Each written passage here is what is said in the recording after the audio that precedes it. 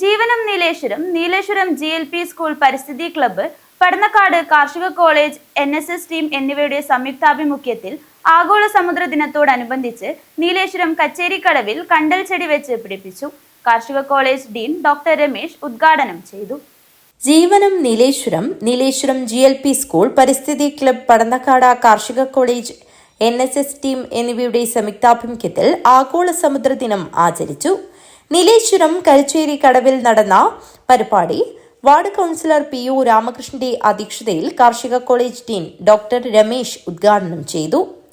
ഇന്നത്തെ ഈ ദിവസത്തിന്റെ പ്രത്യേകത ആഗോള സമുദ്ര ദിനമാണ്.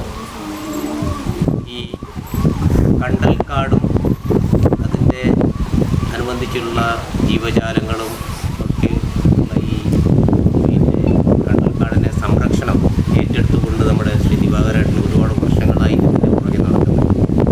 അപ്പോൾ ഈ അവസരത്തിൽ പറയാനുള്ളത് പരമാവധി ഇതിനെ സംരക്ഷിച്ചുകൊണ്ട് മുന്നോട്ട് കൊണ്ടുപോകുക എന്നുള്ളതാണ്. അപ്പോൾ ഈ പരിപാടി ഔപചാരികമായിട്ട് ഉദ്ഘാടനം ചെയ്തതായി പ്രഖ്യാപിച്ചുകൊണ്ട് നിർത്തുന്നു. ബാക്കി Divakaran. Nileshwaram GLP school head master Biju PK സ്വാഗതം പറഞ്ഞു. പ്രശസ്ത പരിസ്ഥിതി പ്രവർത്തകൻ ദിവാകരൻ കടിഞ്ഞുമൂല പരിസ്ഥിതി ബോധവൽക്കരണ ക്ലാസ് നടത്തി. NSS program officer Anoop RL, school PTA president Deepu MV, അധ്യാപകരായ സീമ V, അഭയ് കൃഷ്ണ, ബാബു എന്നിവർ സംസാരിച്ചു. സ്കൂൾ വിദ്യാർത്ഥികളും NSS വോളണ്ടിയർമാരും ചേർന്ന് 200ഓളം കണ്ടൽ ചെടികൾ നട്ടുപിടിപ്പിച്ചു. News bureau, Kanhangad.